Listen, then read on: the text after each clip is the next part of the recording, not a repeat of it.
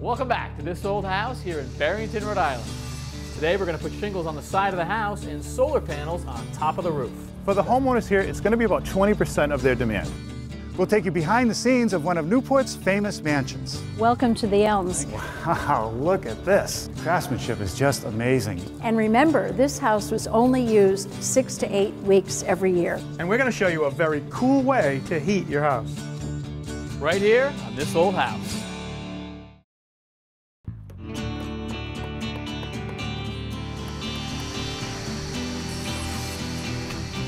We are starting to shingle the outside of our house, and on the first floor it's a pretty straightforward application.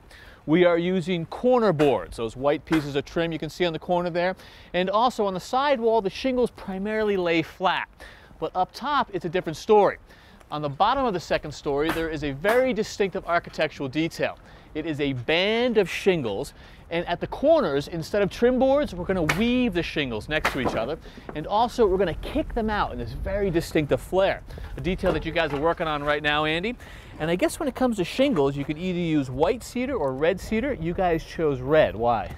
Well, the red fits into our neighborhood really well. Nice. The white cedar is problematic for two reasons. One is it shrinks, and when you put it up there, you may put it tight at first, but then it shrinks and gives you this gap, Right. which causes two problems. One, it possibly lets that wind-driven rain get into the subsiding of our house. Sure. We don't want that. Okay. So by using the red cedar, it prevents that. Also, on that flare where that weave comes together, we certainly want it to maintain over a long period of time. And if we used white cedar, just in a very short period of time, it would crack and separate. We don't want that. Okay. We want a nice corner that's going to last for a lot of years. All right. Well, you guys are working on the corner and the flare right now. What do you say we get up there? So to start our flare, we're coming off this crown detail here, which sits about 4 inches off the face of our sub-siding. Okay. All right, so our crown sits on top of our fascia. Our next step in is this block, Yeah. then this one. So as you can see, it reduces back until we come up to the point where it touches the building. Right, and we're actually sitting on top of this mesh right here. Right, and this mesh provides us with two things. If water should get back there, it's able to drain out. Yeah. But it also gives us an air gap so it keeps the shingles dry. Okay, so now how do we actually get this weave going together here on this side? Well, as you can see, it's got a curve to it. So what we need to do, as the shingle lays flat, we'll mark this point, and that point. So why don't you push that in there? I got a coarse line down here. I'll get it tight. Push it in nice and hard against that nailer. You got it. Okay. So at this point, we're just taking a couple spots, and then you've got a free hand by connecting those dots? Exactly. All right, there you go. I'll actually use a straight edge on it at first, and then I can kind of bend it with the saw. Okay, mark So that. from here to the top. There you go. Good. This line. All right, mark that. Okay. Excellent. And there's our cut line.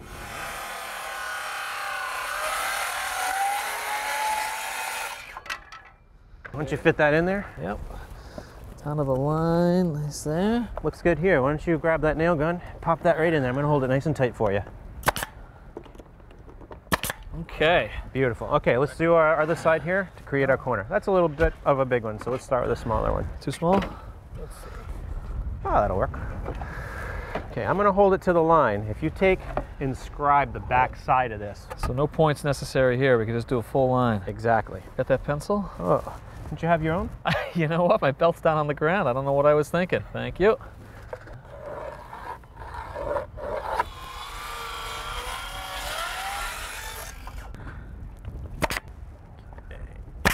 All right, Okay. good. So as we do our top layer here, we're gonna set it on our ledger. Yep. And the coursing underneath, we wanna make sure that our shingles overlap that course by at least 1 inch. All right, so no seams exposed. Exactly. Nice and tight joint.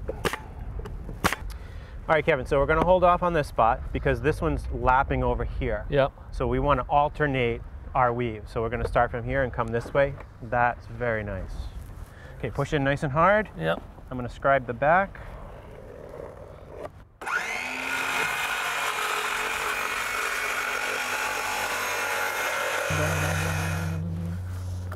Pretty good? Yep, good. All right, I'm going to pull this in nice and tight. 2 nails per shingle. Excellent. Good. Get a nice wide one there. See if that's wide enough. Yep. gonna work? Yeah, flip it around. Maybe that'll work a little bit the other way. That's nice. And we'll mark the back side of that. Push, a little up top.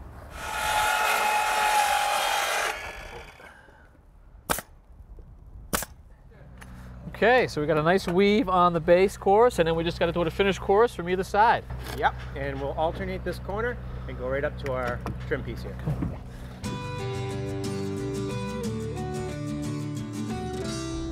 Kevin, this house has a lot going for it, including this location. You like these views, don't you? I do, and I also like this. This roof faces exactly south, and there's not one tree in sight. It's a perfect location for solar. So we're gonna be making electricity off of some panels? We are. They call that photovoltaic, to make electricity. And we're also going to have solar thermal. That's to make domestic hot water. And this prime real estate right here will be our solar thermal system. Nice. Now, our whole mechanical system is way cool. Let me show you. Way cool. Way cool. Kevin, originally we delivered heat to this building using baseboard. Now we're going to use ductwork. Scott Neville and their crew did a great job. They ran all this metal trunk, insulated it beautifully, sealed all the ductwork. Right. And they had some real issues down here in the basement because there was a really low ceiling. So they made the supply ducts fit in this joist bay, and they used the bay to help with the return air. So we got a forced hot air system now. That's right. So it works its way right back here in this mechanical room. Now this box is not a furnace. It doesn't have any direct gas flame. So if no flame, how are we actually making hot air? We're going to actually use water to heat the air. There's a heating boiler right here. Yeah. We'll heat up the water. We'll pipe it over to here. And right at the very top right here, you can see there's a hot water heating coil. Oh, yeah. Much like an automobile radiator in a car, the air will blow across this coil and it'll be heated and go out to the ductwork. So all that hot air will circulate right through here. That's right. Okay. Now, do we get air conditioning in this system, or are we just talking about forced hot air? We do. This air handler will do both heating and cooling. Right down here, there is this beautiful variable speed blower. Now this will come on at just the right speed and to send the air up across this into this cabinet. Yep. Now behind this panel right here, oh yeah, so we've got our air conditioning here's coils. our cooling coil. Right. Okay, so this air comes up right here. The fan is just the right speed. The cooling will come on. We'll have a condenser outside that has 2 stages so it can match and put the right amount of cooling power in. So cold air, hot air. That's right. I know you love zones. Are we That's getting right. 1, 2, 3 zones out of this? Well, there's one down here and one on the second floor up in the attic. And that unit up in the attic can tip down on its side. And it's up there. We're going to supply the heated water from the boiler using this super plastic called PEX. This is the supply and return out to that second floor air handler right here. Right. We're also using PEX for our plumbing right here. You can see the hot and the cold. But no, wait a second. I'm hearing boiler from you, and you've got panels up on the roof making hot water. Where's That's that right. water going? Well, inside this white box, it's called a heating boiler, but it actually does 2 things. It does heating of the water for the hydro air units, but also it makes domestic hot water. So there's a heating boiler right here. You see this black tank right here? Yeah. This has 14 gallons of domestic hot water ready to go. Right. But it's connected to a heating coil right That's here, right? And this Gas. unit uses gas. Where's my solar? It's right here. Up on the roof, we're going to have a couple of these solar panels right here facing south. Up on the roof and down here, we have this pre-insulated stainless steel supply that's going to be filled with antifreeze. Okay. Now, the antifreeze will be pumped down to this Wow. unit right here. Look at all this machinery. There's a heat exchanger right here. If the sun is out, it'll collect the energy right down here. It'll transfer it to a tank that we're going to have right here. Right. And if the sun is out, we have hot water. What we're going to do with it is use this hot water to come over here and feed this domestic tank right here. So the sun is the primary source for domestic That's hot right. water. If that sun is out, we use nothing for gas down here. But we do have it as a backup in case we need it. Absolutely. Well, you weren't kidding when you said it was going to be cool down Absolutely. here. And it might be comfortable too. I mean, we've got everything. The solar thermal system and the photovoltaic system, the one that makes the electricity, both of these come to us compliments of Kevin Price. Kevin, good to see you. Good to see you. So tell me about the panels that we're putting up on the roof. So these PV panels, photovoltaic, they're monocrystalline in style. Okay. They're going to take the power from the sun and convert it to electrons and then drive that into the building. And what's sort of the output of each one of these panels? Well, we can see right over here, Kevin, that we have a tag, and this tells us it's 250 watts. Per panel, and how many panels are going on the roof? We're going to have 10 panels on the roof in 2 systems. We're going to split them into 5 panels each on the east and west side of the building. So 250 times 10 panels. About 2.5 kW. 2.5. And so what amount of electricity from the homeowner's For the perspective? homeowners here, it's going to be about 20% of their demand. Right, okay. And what about the technology of the panels? Because you guys actually manufacture these. That's right. We manufacture them down in Dallas, Texas. And you know, The technology has been in place for 50 years. What's really amazing is the cost. How so? This panel 4 years ago would have cost you $1,000. Right. Today it's $500. Half the price in just 4 years? Right, it really is. And we're continuing to see the price drop. So if the panels cost less, that means the electricity price costs less, right? Exactly. You know, our homeowners here can get electricity from the system for about 10 cents a kilowatt hour, whereas their neighbors will pay about 12 cents a kilowatt hour from the utility. It is now cheaper to make electricity from the sun than the utility can make from the big power plant. Exactly. Now that's based on three things. The free cost of the fuel from the sun, Sure. the incentives that we get from the government, Yeah. and then the fact that the equipment has dropped so dramatically. Now today it's at 50%, but we expect to see that difference just continue on. Cheaper panels, more expensive electricity from the grid. Exactly. You're a busy man. We are. Solar is going to go mainstream. All right. So the panels go up on the roof, but then we bring the electricity down into the house. That's right. And you guys use these. These are inverters. This is the other half of the system. So the electricity from the panels is the same as you find in your car. It's DC, direct current. Yeah. We need to flip that to alternating current, and that's what the inverters do. All right, I've seen these before, but I don't think I've ever seen two coupled together. Well, you know, again, that's because we actually have two solar systems on the house. You know, Richard spoke earlier about the solar thermal system being on the due south side of the building. So that left us the east and west roofs for the PV. Okay, Kev, so what we're doing here now, we're just finishing tightening down the last L-foot. They're torquing it. Now the aluminum rail will be flipped into place and bolted onto the L-feet. The rail's all aluminum, but the hardware is stainless steel. Nice. So that way we don't have any corrosion issues. And I notice that these are at different increments here. Are you going right into structure beneath this roof? Absolutely. The rafters are pre-drilled to accept the stainless steel lag. So right into the rafters. Yep. Again, we want to have this system to be able to withstand over 110 miles per hour on a wind load. Well, that is important in our neighborhood here because we know we get the winds. Absolutely.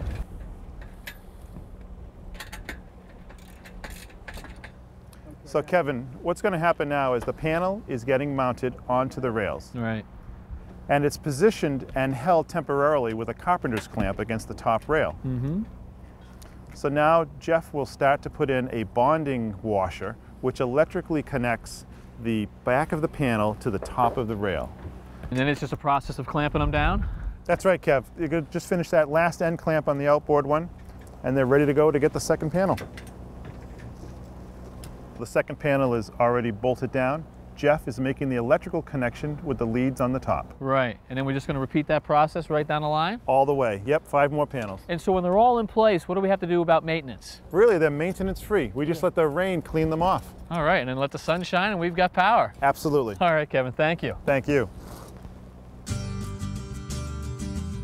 Rhode Island is known for its beautiful coastline, as well as a unique collection of mansions in Newport, many of them open to the public, thanks to the efforts of the Preservation Society of Newport County, headed up by Trudy Cox. Well, welcome to the Elms. Thank you. Newport has a fantastic history. It's been a summer resort destination since before the Civil War, but at the turn of the century, the late 19th century, it really became the spot for the rich and the powerful.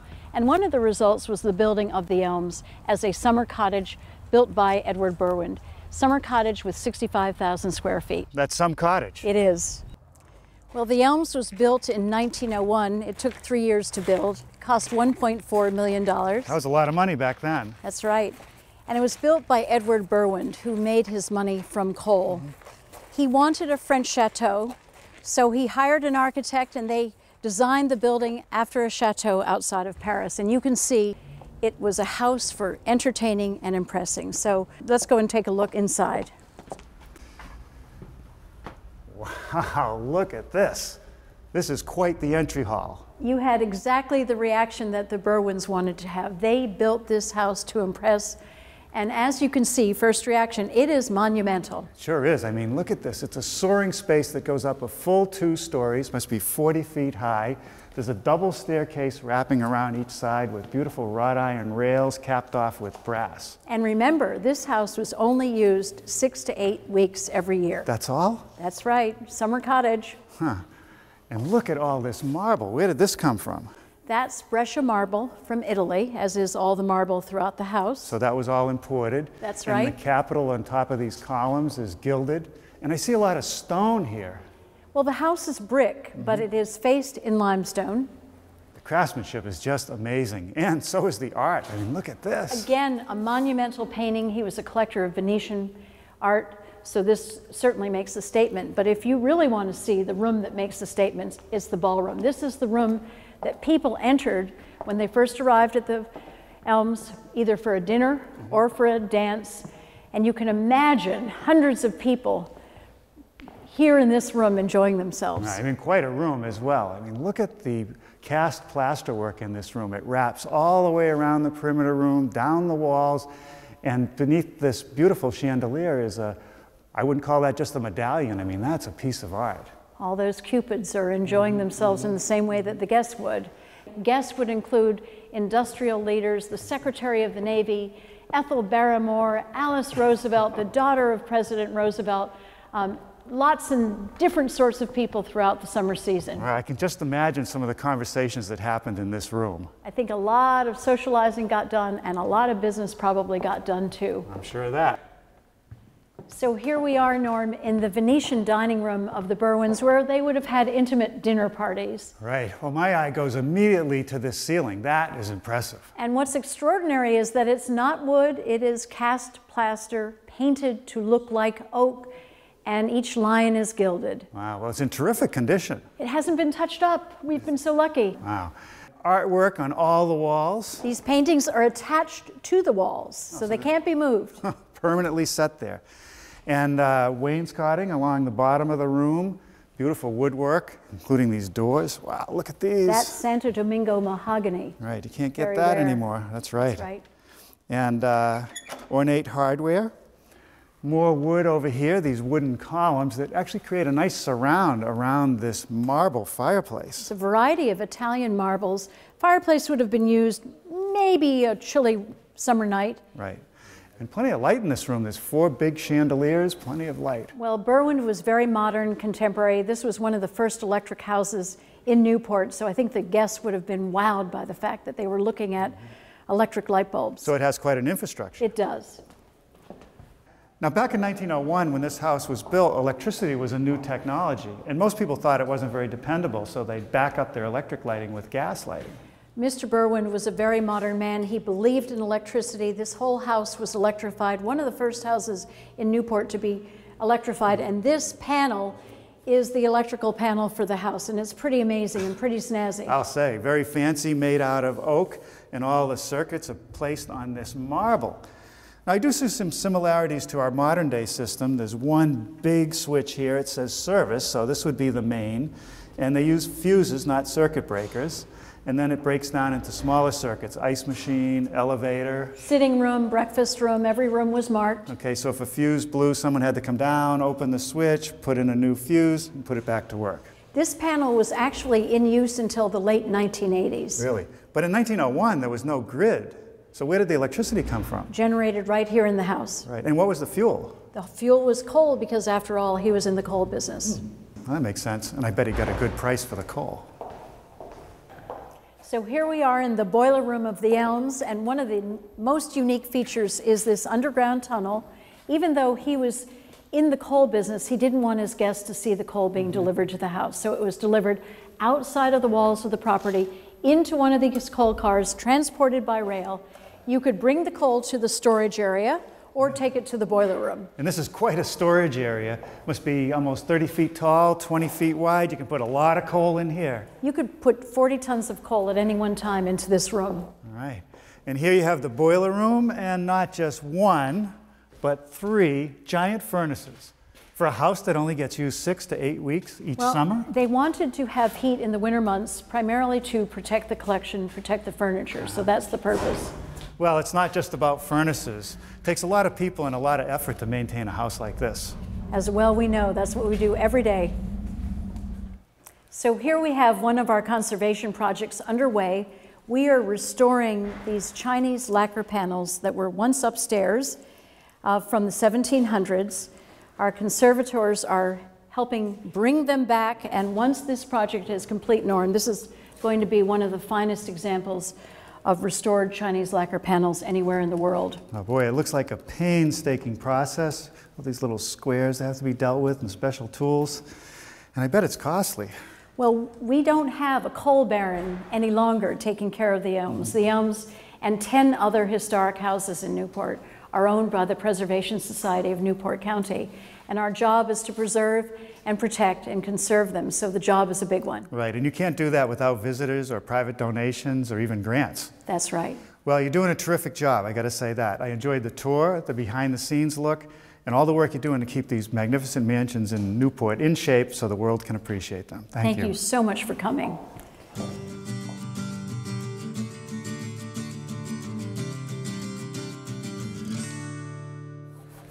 So Andy, Insulation Day is always a big one on the job site, right? Yes, it is. And I can see that you guys are a fan of the expanding foam insulation like we are. Sure are. It gives us the necessary R value that we need for the project, and especially in the environment that we're in here, with the wind that's always blowing, it prevents the draft or air infiltration from coming into the house, and that's important. Yeah, I would imagine so. So you guys always use expanding foam? I recommend it to all my customers, but occasionally you have a customer that opts to go with fiberglass insulation. And that did happen, and they were disappointed because they got that air infiltration and they were uncomfortable in the house. All right, well, it's not going to happen here. And actually, you had the whole house stripped back to the studs, so we've got expanding foam on the first floor, second floor, and I noticed you also chose to put it on the underside of the roof deck. Yes, we did the whole house, the whole envelope of the house, which is especially necessary when you've got the air handler in the attic, so now it's within the controlled temperature space. I don't care how good of an insulation job you do with fiberglass, you're just never going to get a seal like that, are you? No. Look at that. It's going to cover up those wires and those holes. I know that the homeowners are going to be comfortable. Kevin, the wall that they're doing there, that's the wall that faces the beach, and that's going to knock down the noise from outside. That's another advantage of that spray foam insulation. And then he goes in and he shaves off the excess so that we have a nice flat surface to put our wallboard on. All right, well, with the cold weather coming, it is great that we can get insulation into these walls and to button up the house. It sure is. And in a couple of days, we'll have the heat on, which will be great because when I get that wallboard being put up and the plaster being put on, it'll dry that plaster out real nice. All right, well, we've got all that coming up and a whole lot more. So until next time, I'm Kevin O'Connor. And I'm Andy Tiplady. For This Old House. Hey, check this out, huh? $1 Million View. Right? I mean, with sunsets like that, you don't even have to finish the house. Coming up next time on This Old House. Today we'll transform the yard using Rhode Island natives. This sod was sitting on our fields yesterday afternoon. We specifically harvested this for this job. And we'll take you to a National Historic Landmark that is completely off the grid. So any electricity that we want, we got to make ourselves? We do. And we do that through a 1 kilowatt power generating wind turbine. The key here, low energy consumption. That's next time on This Old House.